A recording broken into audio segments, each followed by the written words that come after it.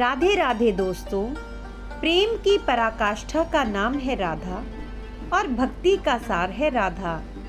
जिस घर में राधा रानी को याद किया जाता है वहां अपने आप कृपा बरसने लगती है। लेकिन अक्सर भक्त पूछते हैं कि अगर घर में राधा रानी का स्वरूप यानी मूर्ति या चित्र ना हो तो राधा अष्टमी पर उनकी पूजा कैसे करें। तो आज मैजेस्टिक मंत्रास में हम आपको इस प्रश्न का गहराई से उत्तर देंगे और साथ ही यह भी समझेंगे कि बिना मूर्ति के राधा रानी जी की पूजा कैसे की जा सकती है। दोस्तों, सबसे पहले समझिए कि राधा रानी कौन है। राधा केवल नाम नहीं है, वह तो स्वयं प्रेम का मूर्त स्वरूप है। राधा अष्टमी भाद्रपद मास की शुक्ल पक्ष की अष्टमी को आती है। इस दिन ब्रजमंडल में विशेष उत्सव होता है। मंदिरों में झूले सजाए जाते हैं और भक्तजन प्रेम पूर्वक राधा नाम का संकीर्तन करते हैं। अब सवाल ये है कि अगर घर में राधा रानी का चित्र या मूर्ति नहीं है तो क्या हम पूजा नहीं कर सकते? नहीं, भक्ति में कोई बंधन नहीं। राधा तो हृदय में बसती है और जहां प्रेम है वहीं राधा जी हैं। मान लीजिए आपके घर में राधा जी का स्वरूप नहीं है तो आपको घबराने की जरूरत नहीं है। आप यह उपाय कर सकते हैं। नंबर 1, कमल का फूल। राधा जी को कमल का फूल अत्यंत प्रिय है। आप घर में एक गुलाबी या सफेद कमल का फूल लाकर पूजा में रख लें। यह प्रतीक बन जाएगा राधा रानी का। दूसरा, पीली चुनरी या लाल वस्त्र। राधा रानी की स्मृति में यानी राधा रानी जी की याद में आप पूजा के स्थान पर पीली चुनरी या लाल रंग का वस्त्र स्थापित करें और इसे राधा रानी का स्वरूप मानकर पूजा करें। तीसरा, श्री कृष्ण का चित्र। अगर घर में श्री कृष्ण जी का चित्र है तो उनकी पूजा राधा जी के साथ ही मानी जाती है, क्योंकि कृष्ण के बिना राधा अधूरी है और राधा के बिना कृष्ण। नंबर 4, राधा नाम जप। स्वरूप ना भी हो तो आप राधा राधा का नाम का जाप करें। शास्त्र कहते हैं नाम में ही सारा स्वरूप है। अब जानते हैं कि आप राधा अष्टमी की पूजा कैसे कर सकते हैं। सुबह स्नान करके साफ कपड़े पहने। पीले या सफेद वस्त्र सबसे उत्तम माने जाते हैं। पूजा के लिए घर का पवित्र कोना चुने। एक आसन पर बैठकर पूर्व दिशा की ओर मुख करें। घी या तिल के तेल का दीपक जलाएं। दीपक ही देवत्व का आह्वान करता है।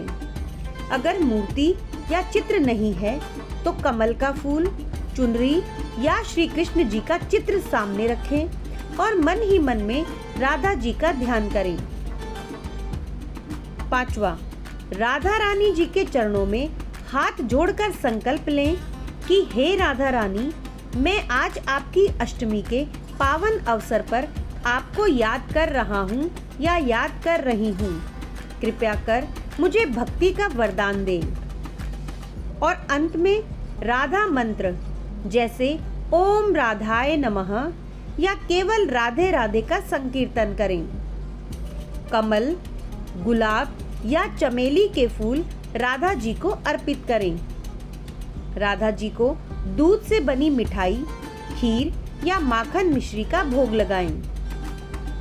राधा जन्म कथा का पाठ करें या राधा कृष्ण की लीलाओं को याद करें। और अगर राधा जी की आरती उपलब्ध हो तो आरती करें, वरना जय राधे जय श्री राधे गाकर पूजा पूरी करें। अब जानते हैं बिना मूर्ति के पूजा करने का आध्यात्मिक रहस्य। दोस्तों, यहाँ एक गूढ़ रहस्य है। मूर्ति या चित्र तो केवल ध्यान केंद्रित करने का माध्यम है। असली पूजा भीतर की जाती है। और वैसे भी राधा रानी तो भाव की भूखी हैं। यदि आप केवल आंखें बंद करके हृदय से उनका ध्यान करें और नाम जप करें तो भी आपकी पूजा पूरी मानी जाएगी। यह ठीक वैसे ही है जैसे कोई माँ विदेश में रहने वाले बच्चे की तस्वीर को देखकर प्यार महसूस करती है, पर अगर तस्वीर ना भी हो तो क्या उसका प्यार कम हो जाता है? नहीं।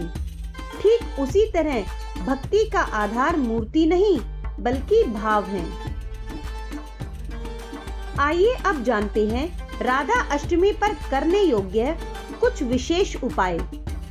अगर आप राधा रानी जी की कृपा चाहते हैं तो पूजा के साथ कुछ विशेष उपाय भी कर सकती हैं, जैसे कन्याओं को भोजन कराना। राधा जी को बालिकाएं अत्यंत प्रिय है, तो आप राधा अष्टमी के दिन बालिकाओं को भोजन करा सकती हैं। दूसरा, राधा नाम जप कम से कम 108 बार करें। राधे कृष्ण का नाम जप करने से मन को शांति और घर में सौहार्द बढ़ता है। तीसरा, गाय की सेवा। राधा कृष्ण की लीलाएं ब्रज में गायों के बीच ही होती है। चौथा, राधा अष्टमी पर तुलसी माता का पूजन करने से राधा और कृष्ण दोनों की कृपा प्राप्त होती है। और पांचवा, किसी भी गरीब को कपड़े, अनाज या मिठाई दान करें। कल्पना कीजिए आप राधा अष्टमी पर दीपक जला रहे हैं, हाथ जोड़कर राधे राधे गा रहे हैं, सामने सिर्फ एक चुनरी रखी है और मन में राधा कृष्ण की छवि है। क्या लगता है आपका घर ब्रजधाम में बदल जाएगा, क्योंकि भक्ति में वही वातावरण उत्पन्न हो जाता है जैसा आप सोचते हैं।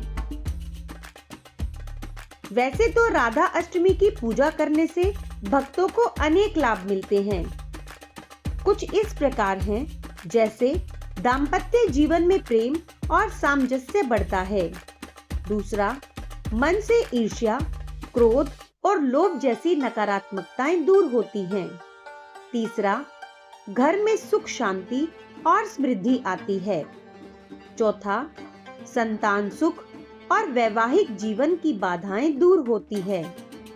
और सबसे बड़ा लाभ, हृदय में भक्ति का अंकुरण होता है, जो जीवन का असली खजाना है। तो दोस्तों, अगर घर में राधा जी का स्वरूप ना भी हो तो चिंता मत कीजिए, राधा जी को तो आपके हृदय में ही विराजमान है ना है। कमल का फूल हो, एक चुनरी हो या सिर्फ उनका नाम, बस प्रेम होना चाहिए। याद रखिए, जहाँ प्रेम है वहीं राधा है, और जहाँ राधा है वहाँ स्वयं श्री कृष्ण है।